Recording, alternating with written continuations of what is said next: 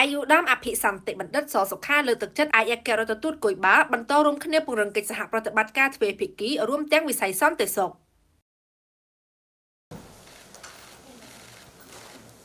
ជំនួបនៅទីស្តីការក្រសួងមហាផ្ទៃរវាងអាយុដើមអភិសន្តិបណ្ឌិតសសុខាឧបនាយករដ្ឋមន្ត្រីក្រសួងមហាផ្ទៃនិងលោកជំទាវ Milina Caridad Zaldiva Petra ឯកអគ្គរដ្ឋទូតសាធារណរដ្ឋគុយបាប្រចាំកម្ពុជានារសៀលថ្ងៃទី26ខែមិថុនាឆ្នាំ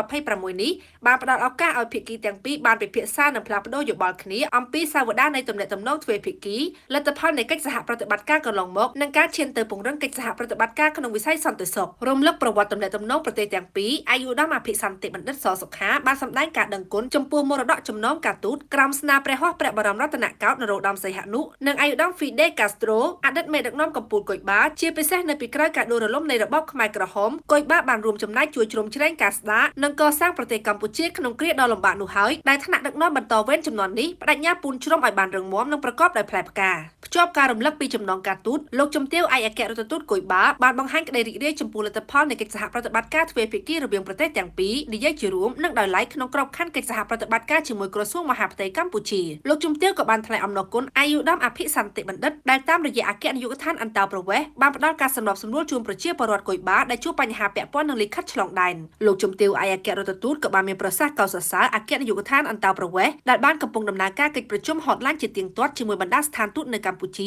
រួមទាំងស្ថានឯកអគ្គរដ្ឋទូតគុយបាលោកជំទាវចាត់ទុកកិច្ចប្រជុំនេះថាជាការផ្ដល់ឱកាសឲ្យគ្រប់ភាគីទទួលបានព័ត៌មានពីគ្នាទៅវិញទៅមកសម្ដៅរួមគ្នាដោះស្រាយបញ្ហាប្រឈមនិងបង្កលក្ខណៈងាយស្រួលផ្សេងៗទៀតពាក់ព័ន្ធនឹងការងារអន្តោប្រវេសន៍ដែលលោកជំទាវចាត់ទុកជាគំរូនិងសូមផ្ដល់ការលើកទឹកចិត្តខ្ពស់ពាក់ព័ន្ធវិស័យសន្តិសុខអាយុដើមអភិសន្តិបណ្ឌិតនិងលោកជំទាវឯកអគ្គរដ្ឋទូតបានឯកភាពគ្នាជំរុញការពិភាក្សានិងផ្លាស់ប្ដូរព័ត៌មានបន្ថែមទៀតដើម្បីឈានទៅបង្កើតបានក្របខ័ណ្ឌទ្វេភាគីសម្រាប់កិច្ចសហប្រតិបត្តិការរវាងកងកម្លាំងដែលស្ថិតក្រោមក្រសួងមហាផ្ទៃនៃប្រទេសទាំងពីរជាអាចកិច្ចសហការផ្លាស់ប្ដូរព័ត៌មាននិងបទពិសោធន៍ល្អៗដើម្បីពង្រឹងសមត្ថភាពកងកម្លាំងក្នុងបរិបទមនុស្សជាតិប្រឈមនឹងបញ្ហាស្មុគស្មាញជាបន្តបន្ទាប់ជាពិសេសបទល្មើសឧក្រិដ្ឋកម្មឆ្លងដែននិងអំពើឆបោកតាមប្រព័ន្ធបច្ចេកវិទ្យាឆ្លៀតក្នុងឱកាសនោះដែរអាយុដើមអភិសន្តិបណ្ឌិតក្នុងនាមប្រធានសហព័ន្ធកីឡាបាល់ទះកម្ពុជាបានមានប្រសាសន៍ថ្លែងអំណរគុណអតីតឯកអគ្គរដ្ឋទូតគុយបាក្រុមគ្រូបង្វឹកនិងកីឡាករគុយបាដែលបានចូលរួមចំណែកជ្រោមជ្រែងក្រុមកីឡាបាល់ទះជម្រើសជាតិកម្ពុជាឲ្យទទួលបានលទ្ធផលល្អគឺទទួលបានមេដាយប្រាក់ក្នុងព្រឹត្តិការណ៍ SEA Games ដែលកម្ពុជាធ្វើជាម្ចាស់ផ្ទះ